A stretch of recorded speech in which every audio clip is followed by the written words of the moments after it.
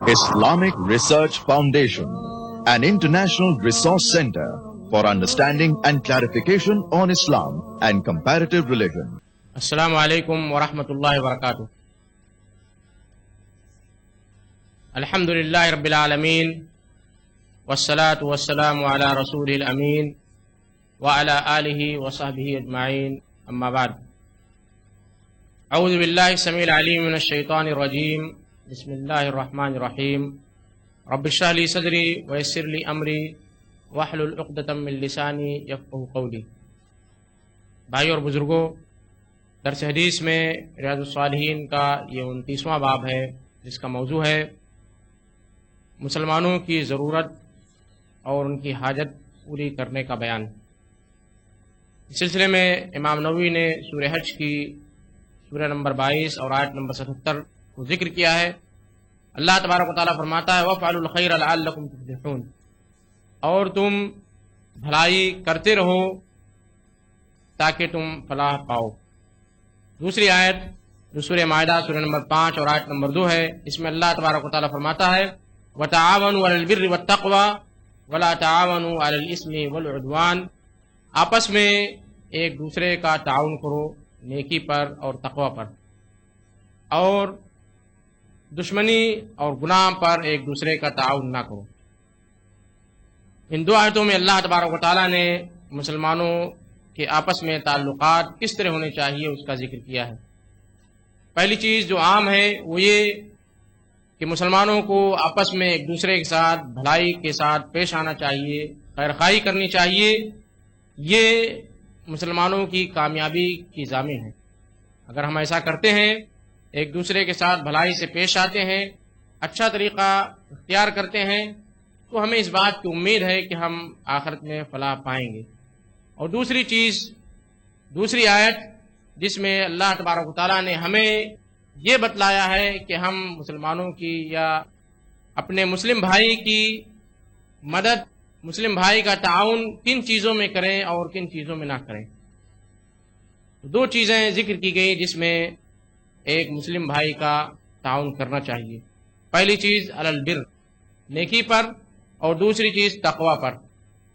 یعنی اگر آپ کسی مسلمان کی خیرخواہی کر رہے ہیں، کسی کے ساتھ تعاون کر رہے ہیں، کسی کی ضرورت پوری کر رہے ہیں، تو یہ دو چیزیں ملحوظ ہونی چاہیے کہ وہ بھلائی نیکی سے تعلق رکھتی ہو، اور دوسری چیز کہ اس کے تقوی میں اضافہ کا باعث ہو۔ مسلمانوں کی حاجت پوری کرنے کا مطلب یہ نہیں ہے کہ اگر کسی مسلمان کو رشوت کی ضرورت محسوس ہو رہی ہے تو آپ اسے رشوت میں مدد کریں، اس کا تعاون کریں، اور یہ کہیں کہ ہم مسلمانوں کی ضرورت پوری کر رہے ہیں۔ کسی بھائی کو سینما ہال کھولنا ہے، تھیٹر کھولنا ہے، تو ہم یہ تعاون نہ کریں کہ ہم اس کے ساتھ تجارت کا پارٹنر بن جائیں، بزنس پارٹنر بن جائیں۔ یہ تعاون نہیں ہے۔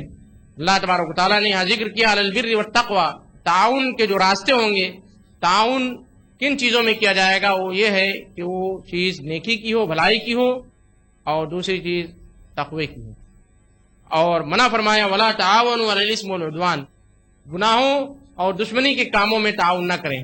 دو مسلمانوں کا آپس میں اختلاف ہو، آپس میں لڑائی جھگڑا ہو، آپ کسی ایک مسلمان بھائی کی تائید کریں، ان کی دشمنی میں بڑھاوا دیں، یہ منع ہے۔ اس کے بجائے اصلاح بین الناس، لوگوں کے درمیان اصلاح کی نصیحت کی گئی، اصلاح کا ذکر اللہ کے نبی کریم صلی اللہ علیہ وسلم نے احادیث میں کیا ہے اور اس کی فضیلت بیان کی ہے۔ اگر آپ یہ کر سکتے ہیں کہ دونوں کے درمیان اصلاح کر سکیں، صلح صفائی کر سکیں، تو کر سکتے ہیں۔ دونوں کے درمیان دشمنی میں بڑھاوا دینے میں، یا ایسا ہو کہ آپس میں اختلافات اور زیادہ بڑھ جائیں، تو ایسے تعاون سے اللہ تبارک و تعالیٰ نے منع فرمایا۔ آئیے ان احادیث کا تذکرہ کریں جنہیں امام نووی نے ذکر کیا ہے۔ پہلی حدیث ابن عمر رضی اللہ تعالیٰ عنہ سے مروی ہو، کہتے ہیں کہ اللہ کے نبی کریم صلی اللہ علیہ وسلم نے فرمایا المسلم اخو المسلم لا يظلمه ولا يسلمه ومن كان في حاجة أخيه كان الله في حاجته ومن فرج عن مسلم كربة فرج الله عنه بها كربة من كرب يوم القيامة ومن ستر مسلما ستره الله يوم القيامة۔ اس حدیث کو امام بخاری اور مسلم دونوں نے روایت کیا ہے۔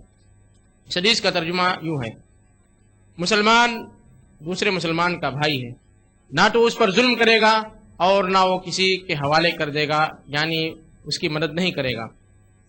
جو شخص اپنے بھائی کی ضرورت میں لگا رہتا ہے اللہ تبارک و تعالیٰ اس کی ضرورت پوری کرتا ہے، اور جس نے کسی مسلمان سے کوئی تکلیف دور کی اللہ تبارک و تعالیٰ قیامت کے دن اس کی بے شمار تکالیف میں سے کوئی تکلیف دور فرمائے گا۔ جس نے کسی مسلمان کی ستر پوشی کی اللہ تبارک و تعالیٰ قیامت کے دن اس کے عیوب کو چھپائے گا۔ اس حدیث میں اللہ کے نبی کریم صلی اللہ علیہ وسلم نے یہ بتلایا المسلم اخو المسلم، ایک مسلمان دوسرے مسلمان کا بھائی ہے، دینی اور عقیدے کا بھائی ہے، اس پر یہ فرض ہے کہ اس پر ظلم نہ کرے، اس پر ظلم کرنا حرام ہے۔ اسی طرح ولا یسلم، اگر کوئی شخص اس پر ظلم کر رہا ہے تو اسے بے یار و مددگار چھوڑ دینا یہ بھی آپ کے اسلام کے خلاف ہے۔ یعنی اگر آپ کا وہ دینی بھائی ہے، عقیدے کا بھائی ہے، تو آپ پر یہ فرض بنتا ہے کہ آپ اسے بے یار و مددگار نہ چھوڑیں۔ ایک تو ظلم نہ کریں، دوسرا اگر کوئی اس شخص پر ظلم کر رہا ہے تو آپ اس کی مدد کریں، اسے بے یار و مددگار نہ چھوڑیں۔ ولا یسلم، اس حدیث میں ولا یسلم کا جو لفظ ہے یہ بڑا ہی عام لفظ ہے، اس میں بہت ساری چیزیں داخل ہیں۔ آپ اگر کسی مسلمان بھائی کو کسی تکلیف میں دیکھیں، آپ اس کی تکلیف کو دور نہ کریں تو اس حدیث کے خلاف ہے، آپ اسے بے یار و مددگار چھوڑ دے رہے ہیں۔ اور دوسری چیز بتایا من کان فی حاجت اخیہ کان اللہ فی حاجتہ، جو شخص اپنے مسلمان بھائی کی حاجت پوری کرنے میں لگا رہتا ہے اللہ تبارک و تعالیٰ اس کی ضرورت پوری کرتا ہے، اور جس نے کسی مسلمان سے کوئی تکلیف دور کی اللہ تبارک و تعالیٰ قیامت کے دن اس کی جو بے شمار تکالیف ہے ان تکالیف میں سے کوئی تکلیف دور فرما دے گا۔ اور اسی طرح جس نے کسی مسلمان بھائی کی ستر پوشی کی اللہ تبارک و تعالیٰ قیامت کے دن اس کی ستر پوشی فرمائے گا۔ دوسری حدیث جو بڑی اہم ہے، اس حدیث میں اللہ کے نبی کریم صلی اللہ علیہ وسلم نے ہمیں 7 باتوں کی تلقین کی ہے۔ پہلی تلقین یہ ہے کہ جس نے کسی مسلمان بھائی کی تکلیف کو دور کیا اللہ تبارک و تعالیٰ دنیا میں بھی اس کی تکلیف کو دور فرمائے گا۔ اور دوسری چیز جس نے کسی مسلمان تنگ دست بھائی کے لیے آسانی پیدا کی اللہ تبارک و تعالیٰ اسے دنیا اور آخرت دونوں میں اس کے لیے آسانیاں پیدا کریں گے۔ اور تیسری چیز جس نے کسی مسلمان بھائی کی ستر پوشی کی اللہ تبارک و تعالیٰ دنیا اور آخرت میں اس کی ستر پوشی فرمائے گا۔ اور چوتھی چیز کہ اللہ تبارک و تعالیٰ اس بندے کی مدد میں ہمیشہ لگا رہتا ہے جو شخص اپنے مسلمان بھائی کی مدد میں لگا رہتا ہے۔ اور پانچویں چیز اللہ کے نبی کریم صلی اللہ علیہ وسلم نے بیان کی کہ وہ شخص جو علم کے راستے میں لگا رہتا ہے، علم حاصل کرنے کے راستے میں چل پڑتا ہے اللہ تبارک و تعالیٰ اس کے لیے جنت کا راستہ آسان فرما دیتا ہے۔ اور چھٹی چیز اللہ کے نبی کریم صلی اللہ علیہ وسلم نے بیان کی کہ چند لوگ جو اللہ کے گھروں میں سے کسی گھر میں اکٹھا ہوں اس مقصد سے کہ وہ اللہ کی کتاب کی تلاوت کریں اور اس کا علم حاصل کریں، اس کی تفسیر حاصل کریں اور اس آیت کے معنی مفہوم کو سمجھیں، تو اللہ تبارک و تعالیٰ ان پر سکینہ نازل کرتا ہے۔ سکینہ یہ ایسے فرشتے ہیں جو انسان کے دل میں سکون و اطمینان نازل کرتے ہیں، یا اللہ تبارک و تعالیٰ ان کے دلوں میں اطمینان اور سکون پیدا فرماتا ہے، اور رحمت انہیں ڈھانپ لیتی ہے اور فرشتے انہیں گھیر لیتے ہیں، اور اللہ تبارک و تعالیٰ اپنے ملائے اعلیٰ میں ان لوگوں کا ذکر کرتا ہے کہ دیکھیے میرے بندے میری کتاب کی تلاوت فرما رہے ہیں۔ اور ساتویں اور آخری چیز جسے اللہ کے نبی کریم صلی اللہ علیہ وسلم نے ذکر کیا وہ یہ کہ جس کا عمل اسے جنت میں لے جانے میں تاخیر کرا دے اس کا نسب جلدی نہیں کرائے گا۔ یعنی انسان اپنے نسب اور حسب پر بھروسہ نہ کرے، عمل یہ اتنا اہم ہے کہ نسب کی وجہ سے یا خاندانی شرافت کی وجہ سے یا اللہ کے نبی کریم صلی اللہ علیہ وسلم کی طرف رشتہ ہونے کی وجہ سے وہ شخص جنت میں نہیں جا سکتا ہے۔ جس کا عمل اسے جنت میں لے جانے میں تاخیر کرا دے گا تو اس کا نسب اس کی کوئی مدد نہیں کرے گا۔ لہذا اس سے معلوم ہوتا ہے کہ انسان کو اپنے نسب اور حسب پر فخر نہیں کرنا چاہیے۔ انسان کو جو چیز کام آئے گی وہ اس کا عمل ہے نہ کہ نسب ہے۔ اس حدیث کو امام مسلم نے روایت کیا ہے۔ اللہ تبارک و تعالیٰ سے دعا ہے کہ اللہ تبارک و تعالیٰ ہمیں ان حدیث پر عمل کرنے کی توفیق عطا فرمائے۔ آمین وآخر دعوانا ان الحمدللہ رب العالمین۔ اس سلسلے میں اگر کسی بھائی کو کوئی سوال کرنا ہو تو کر سکتے ہیں۔ اگر ظلم کوئی غیر مسلم پہ ہو رہا تو اس کی مدد کے لیے ہمیں جانا چاہیے نہیں؟ بھائی صاحب نے بڑا اچھا سوال کیا، وہ یہ کہ اگر کسی غیر مسلم پر ظلم ہو رہا ہو تو کیا ہمیں اس کی مدد کرنی چاہیے یا نہیں۔ اس سے پہلے بھی میں نے یہ چیز ذکر کی ہے کہ انسان کے رشتے کی بنیاد مختلف چیزوں پر ہے۔ پہلی چیز یہ کہ انسانی رشتہ جو عام رشتہ ہے، انسان ہونے کے ناطے ایک انسان کا دوسرے انسان پر ایک فرض بنتا ہے۔ دوسرا رشتہ عقیدے کا رشتہ ہوتا ہے، جو خاندانی رشتے سے زیادہ مضبوط ہوتا ہے یا ہونا چاہیے۔ اگر عقیدے کا رشتہ، دین و ایمان کا رشتہ یہ خاندانی رشتوں سے زیادہ مضبوط نہیں ہے تو ہمیں اپنے اسلام اور ایمان پر شک کرنا چاہیے۔ اور تیسرا رشتہ آپس میں قرابت داری، رشتہ داری کا رشتہ ہوتا ہے۔ پہلا رشتہ جو عام انسانیت کا رشتہ ہوتا ہے، اس حیثیت سے ہمیں ہر انسان کی مدد کرنی چاہیے۔ ایک شخص جو غیر مسلم ہے، اندھا ہے، چل رہا ہے، سامنے اگر کنواں ہے اور آپ کو اس بات کا خدشہ ہے کہ وہ شخص کنویں میں گر جائے گا، اگرچہ کہ وہ غیر مسلم ہے، آپ پر یہ فرض بنتا ہے کہ آپ اس شخص کی رہنمائی کریں۔ اگر آپ اس کی رہنمائی نہیں کرتے ہیں، خدا نخواستہ اگر وہ شخص کنویں میں گر جاتا ہے تو آپ اس کے گنہگار ہوں گے۔ یہاں ایک انسانی رشتے کی بنیاد پر آپ پر یہ فرض بنتا ہے کہ آپ اس شخص کی مدد کریں۔ ایک بھوکا غیر مسلم بھوک کے مارے تڑپ رہا ہے اور آپ کو اس بات کا خدشہ ہے کہ اگر اسے پانی یا کھانا نہیں ملا تو وہ مر جائے گا، ایسی صورت میں بھی آپ پر فرض بنتا ہے، اگر آپ اس بات کی طاقت رکھتے ہیں کہ اسے کھانا کھلائیں، اسے پانی پلائیں، آپ پر یہ فرض ہے کہ آپ اس کی مدد کریں۔ اگر آپ نہیں کرتے ہیں تو آپ گنہگار ہوں گے۔ دوسرا رشتہ اسلامی، دینی اور عقیدے کا رشتہ ہوتا ہے۔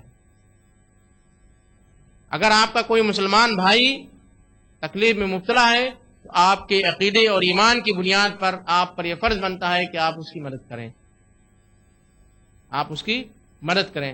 تیسرے رشتے کی بنیاد پر یعنی رشتہ داری کی بنیاد پر اگر آپ اپنے رشتہ دار کی مدد کرتے ہیں تو ایسی صورت میں احادیث کی روشنی میں یہ بات معلوم ہوتی ہے کہ آپ کو دوہرا اجر ملے گا۔ اس لیے اللہ کے نبی کریم صلی اللہ علیہ وسلم سے صحابہ نے پوچھا کہ ہم صدقہ و خیرات کی ابتدا کس سے کریں، یعنی اگر ہمیں زکوٰۃ اور صدقہ و خیرات دینا ہو تو ہم کس سے ابتدا کریں؟ اللہ کے نبی کریم صلی اللہ علیہ وسلم نے فرمایا کہ جن کی کفالت تمہارے ذمے ہے، یعنی جن کے تم کفیل ہو، جن کے نفقات کے، جن کے اخراجات کے ذمہ دار تم ہو، پھر اس کے بعد جو تمہارے قریب ہوں، تو سب سے پہلا فرض آپ پر یہ بنتا ہے کہ آپ اپنے بال بچوں کی نگہداشت کریں، ان کی ضروریات کا انتظام کریں۔ اس سے اگر آپ کے اخراجات پورے ہو جاتے ہوں اور اس کے بعد بھی آپ کے پاس اگر مال و دولت بچتی ہو تو آپ پر یہ فرض بنتا ہے کہ آپ کے قریبی رشتہ دار جو ہیں ان کی آپ مدد فرمائیں، پھر اس کے بعد اس سے قریبی رشتہ دار۔ اس طرح رشتوں کی مختلف بنیاد ہے اور مختلف بنیادوں کے لحاظ سے آپ پر مختلف ذمہ داریاں نافذ ہوتی ہیں۔ یہ نہیں کہ یہاں جو مسلمانوں کی ضرورت پوری کرنے کا ذکر ہے، اس سے مراد یہ ہے کہ آپ انسانی بنیاد پر لوگوں کی مدد نہ کریں، لیکن یہ بات مد نظر رہے کہ اگر دو رشتے آپس میں ٹکرا رہے ہوں، ایک غیر مسلم بھائی ہے، ایک مسلمان بھائی ہے، اور اگر آپ مسلمان بھائی کی مدد کر رہے ہیں ایسی صورت میں کہ غیر مسلم پر ظلم نہیں ہو رہا ہے، تو ایسی صورت میں آپ پر یہ فرض ہوگا کہ آپ مسلمان بھائی کی مدد کریں۔ اس بات کا خیال ہے کہ اس مدد کی وجہ سے کسی غیر مسلم پر ظلم نہ ہو رہا ہو، اس لیے کہ ظلم کرنا حرام ہے، خواہ وہ مسلمان پر ہو یا غیر مسلم پر ہو۔ اللہ تبارک و تعالیٰ سے دعا ہے کہ اللہ تبارک و تعالیٰ ہمیں دین کی صحیح سمجھ عطا فرمائے۔ آمین وآخر دعوانا ان الحمدللہ رب العالمین۔ السلام علیکم ورحمۃ اللہ وبرکاتہ۔ الحمدللہ رب العالمین والصلاة والسلام علی رسول الامین وعلی آلہ وصحبہ اجمعین، اما بعد۔ اعوذ باللہ السمیع العلیم من الشیطان الرجیم، بسم اللہ الرحمن الرحیم، رب اشرح لی صدری ویسر لی امری واحلل عقدۃ من لسانی یفقہوا قولی۔ بھائی اور بزرگوں، درس حدیث میں ریاض الصالحین کا یہ 30واں باب ہے جس کا عنوان ہے باب الشفاعہ، شفاعت کا بیان۔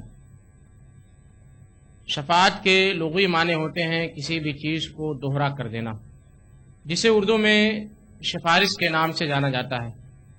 سب سے پہلے میں آپ کے سامنے یہ وضاحت کر دوں کہ وہ شفاعت جو قیامت کے دن روز محشر اللہ کے نبی کریم صلی اللہ علیہ وسلم امت محمدیہ کے گنہگاروں کی کریں گے، وہ شفاعت یا وہ سفارش اس باب میں مقصود نہیں ہے۔ یہ شفاعت یا سفارش مسلمانوں کی آپس میں ایک دوسرے کے ساتھ ہے۔ تو ہم سب سے پہلے اپنے سامنے یہ بات مد نظر رکھیں، اپنے سامنے یہ بات رکھیں کہ یہاں شفاعت سے مراد مسلمانوں کی آپس میں ایک دوسرے کی سفارش کرنا مقصود ہے۔ اس سلسلے میں امام نووی نے سورہ نساء سورہ نمبر 4 اور آیت نمبر 85 کو ذکر کیا ہے۔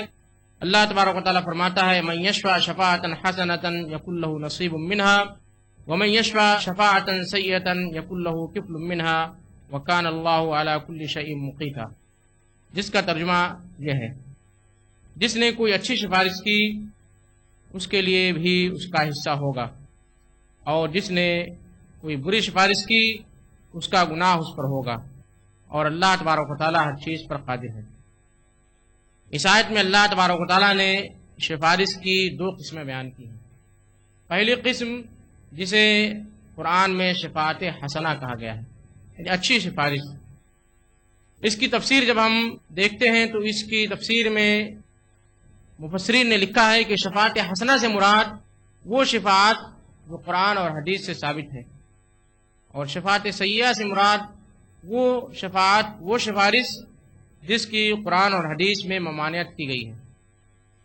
اس کی مثال یوں لے سکتے ہیں کہ نیکی کے کاموں میں ایک دوسرے کی سفارش کرنا یہ شفاعت حسنہ ہے، اور برائی کے کاموں میں ایک دوسرے کی سفارش کرنا، شفاعت کرنا یہ شفاعت سیئہ ہے۔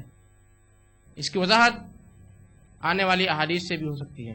ابو موسیٰ اشعری رضی اللہ تعالیٰ عنہ سے روایت وہ کہتے ہیں کہ کان نبی صلی اللہ علیہ وسلم اذا اتاه طالب حاجة اقبل على جلسائه فقال اشفعوا تؤجروا ويقضي الله على لسان نبيه ما احب۔ اس حدیث کو امام بخاری اور مسلم دونوں نے روایت کیا ہے۔ اس حدیث کو امام بخاری نے باب تعاون المؤمنین بعضهم بعضا کے تحت ذکر کیا ہے، جس کا مفہوم ہے کہ مسلمانوں کا آپس میں ایک دوسرے کے ساتھ تعاون کرنا چاہیے، یعنی سفارش دراصل یہ تعاون کی ایک قسم ہے۔ سفارش یا شفاعت تعاون کی ایک قسم ہے۔ مسلمانوں کا آپس میں تعاون جو ہوگا اس کی ایک صورت سفارش کی بھی ہو سکتی ہے۔ اس کی مثال میں ایسے دے سکتا ہوں کہ مثال کے طور پر کوئی مسلمان بھائی کسی جگہ کام کی تلاش کے لیے جا رہا ہے، اگر آپ اس بھائی کے بارے میں یہ جانتے ہیں کہ یہ اس کام کے مناسب ہے، یہ شخص وہ کام بخوبی انجام دے سکتا ہے، اور آپ اس شخص کو بھی جانتے ہیں جو اس کمپنی کا مالک ہے، یا اس شخص کو جانتے ہیں جو اس شخص کو کام دے سکتا ہے، ایسی صورت میں آپ کا یہ فرض بنتا ہے، اخلاقی فرض بنتا ہے کہ آپ اس مومن بھائی کی سفارش کریں، اس کی شفاعت کریں۔ وہ اس طرح کہ آپ اس مالک کو جو کام دے سکتا ہے اس کے پاس یا تو کوئی خط لکھ دیں، یا فون کے ذریعے یا کسی دوسرے واسطے کے ذریعے آپ اس تک یہ بات پہنچا دیں، اپنی یہ سفارش کر دیں کہ فلاں شخص جا رہا ہے، یہ آپ کے کام کے لیے مناسب ہے۔ اسے قرآن مجید میں شفاعت حسنہ کہا گیا ہے، اور اس کے سلسلے میں اللہ تبارک و تعالیٰ نے فرمایا یکن لہ نصیب منها، اس شخص کو اس کا حصہ ملے گا اجر میں، یعنی آپ کا مسلمان بھائی اگر وہ کام کرتا ہے، اسے وہ نوکری مل جاتی ہے، وہ سروس مل جاتی ہے آپ کی سفارش کی وجہ سے، تو اللہ تبارک و تعالیٰ آپ کو اس کا اجر دے گا، آپ کو اس کا ثواب آپ کے نام اعمال میں لکھا جائے گا۔ اس کے برعکس شفاعت سیئہ ہے۔ شفاعت سیئہ کی مثال احادیث میں ایسی دی گئی ہے کہ کسی شخص پر کوئی سزا، کوئی حد نافذ ہو رہی ہے، یعنی کسی شخص نے کوئی زنا کیا، چوری کی، شریعت کی جانب سے ایک سزا اس پر نافذ کی جا رہی ہے، اب کوئی دوسرا شخص سفارش کرے، اپنے واسطے کو اس میں داخل کرے تاکہ یہ سزا اس سے دور کر دی جائے، اور ایسی صورت میں اس کی سفارش کی وجہ سے اگر وہ سزا اس سے ہٹا دی گئی، وہ حد اس پر نافذ نہیں کی گئی، تو قرآن کی اس آیت کے مطابق یکن لہ کفل منہا، اس کا گناہ اس پر بھی نافذ ہوگا، وہ اس کا ذمہ دار ہوگا جو اس کی سزا میں حائل ہوا۔ اور اللہ تبارک و تعالیٰ نے آگے فرمایا وکان اللہ علی کل شیء مقیتا، اور اللہ تبارک و تعالیٰ ہر چیز پر قادر ہے۔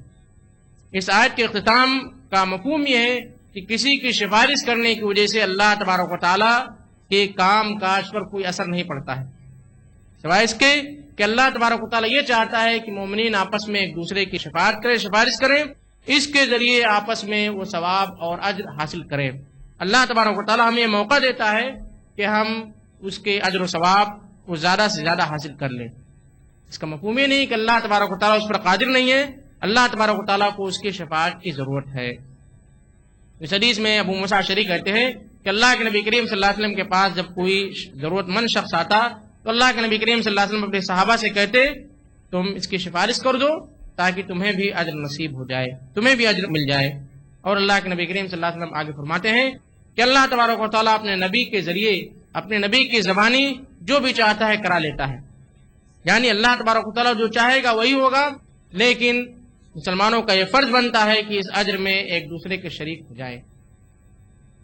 تو معلوم یہ ہوا کہ مسلمان ایک مسلمان کا خیر خواہ ہوگا، ایک مسلمان کو دوسرے مسلمان کا تعاون کرنا ہوگا، اور تعاون کی جو بے شمار صورتیں ہیں، اہم صورت سفارش کی بھی ہے۔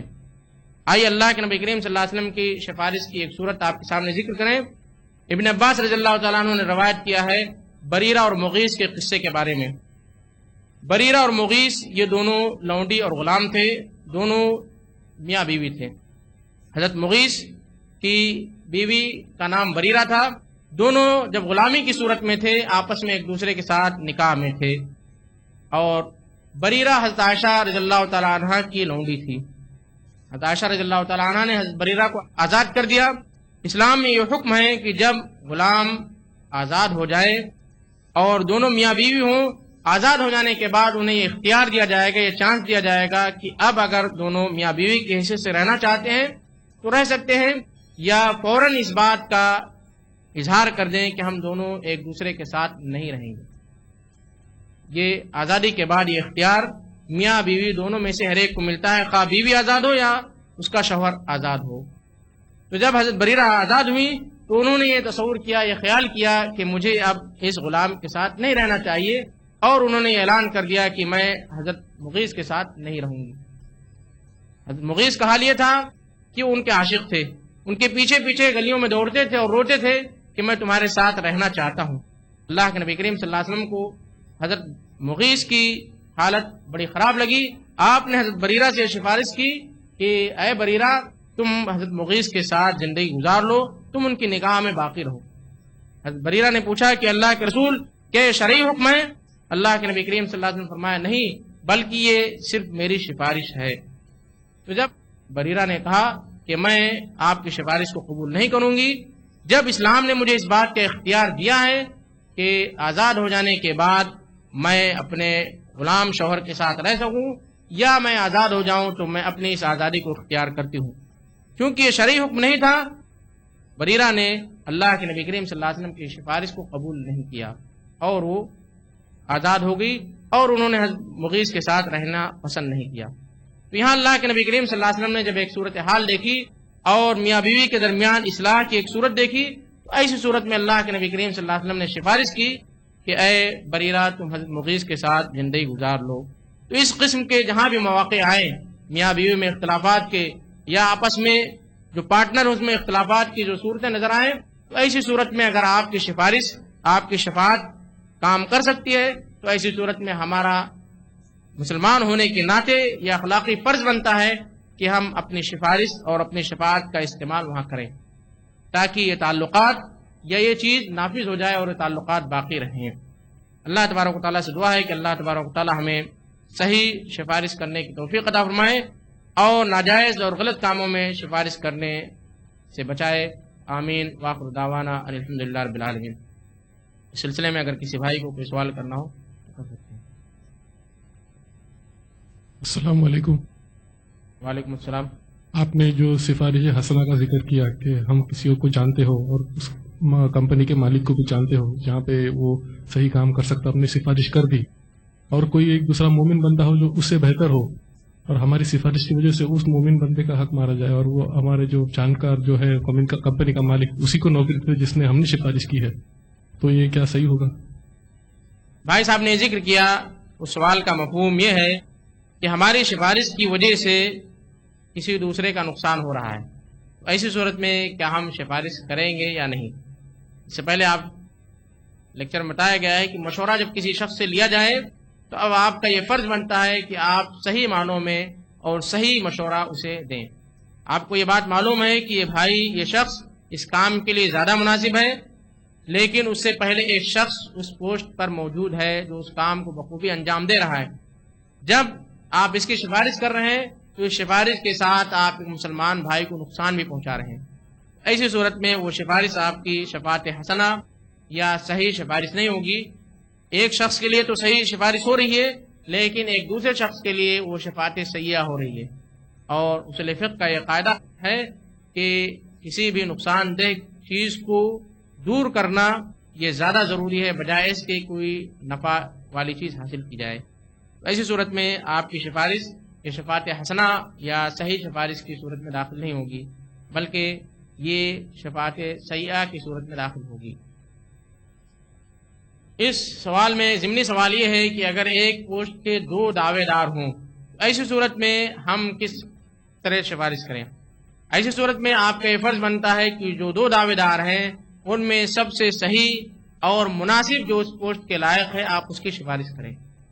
اس صورت میں آپ مشورہ دینے والے بھی ہوں گے اور آپ کو صحیح مشورہ دینے کا بھی ثواب ملے گا، اور جس شخص کی آپ سفارش کر رہے ہیں اس کی سفارش کا بھی آپ کو ثواب ملے گا.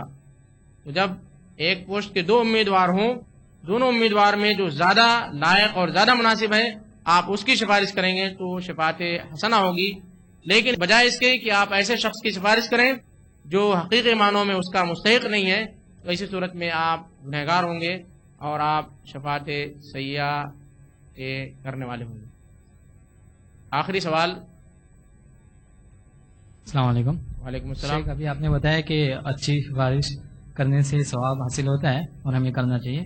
کیا اگر ہم نے کسی کی سفارش کی اور وہ کوئی غلط کام کر بیٹھا تو کیا اس کا سزا بھی ہمیں یا اس کا گناہ بھی ہمیں ملے گا؟ بھائی صاحب نے سوال کیا کہ صحیح سفارش کا اللہ تبارک و تعالیٰ اجر دیتا ہے، لیکن ہم نے کسی شخص کی سفارش کی، آگے چل کر اس نے کوئی برا کام کر دیا، تو کیا اس کے برا کام کرنے کی وجہ سے ہمیں اس کا گناہ ملے گا یا نہیں؟ آپ کو یہ معلوم ہے کہ اسلام میں اس قسم کا کوئی حکم نہیں ہے. جو شخص برائی کرے گا وہ خود اس کا ذمہ دار ہوگا. سورہ نجم میں اللہ تبارک و تعالیٰ نے فرمایا وَلَا تَزِرُ وَازِرَةٌ وِزْرَ أُخْرَىٰ. کوئی شخص کسی دوسرے کے گناہوں کا بوجھ نہیں اٹھائے گا. آپ کی نظر میں ظاہری طور پر ایک شخص کسی صحیح چیز کا مناسب ہے، آپ نے اس کا مشورہ دیا کہ یہ شخص اس کام کے لیے مناسب ہے. آپ اس کا مستقبل نہیں جانتے ہیں کہ آئندہ وہ کیا کام کرے گا. ہو سکتا ہے آگے چل کر اس کی نیت خراب ہو جائے، آگے چل کر وہ شخص برا ہو جائے، لیکن فی الحال وہ شخص جس حیثیت میں ہے آپ اس کی صحیح حیثیت بیان کریں گے تو آپ صحیح سفارش کرنے والے ہوں گے. لیکن اگر آپ نے اس میں کوئی کمی بیشی کی، حقیقی معنوں میں وہ اس کا موضوع نہیں تھا، آپ نے اسے بڑا چڑھا کر پیش کیا تاکہ یہ شخص اس عہدے کو یا اس پوسٹ کو حاصل کر لے، ایسی صورت میں آپ گنہگار ہوں گے. تو ظاہری طور پر آپ جو حکم لگائیں گے اس میں آپ امانت اور دیانت کا خیال رکھیں گے. ایسا نہ ہو کہ آپ اسے زیادہ سے زیادہ بڑھا کر پیش کریں تاکہ آپ کی سفارش بھی کامیاب ہو اور وہ شخص اس پوسٹ کو حاصل کر لے، حقیقی معنوں میں وہ اس پوسٹ کے لائق نہ ہو. ایسی صورت میں آپ گنہگار ہوں گے. مستقبل کے سلسلے میں آپ کسی شخص کی کوئی گارنٹی نہیں دے سکتے ہیں، کوئی ضمانت نہیں دے سکتے ہیں کہ یہ شخص پوری زندگی ایسا کرے گا. امید ہے کہ آپ اس جواب سے مطمئن ہوں گے.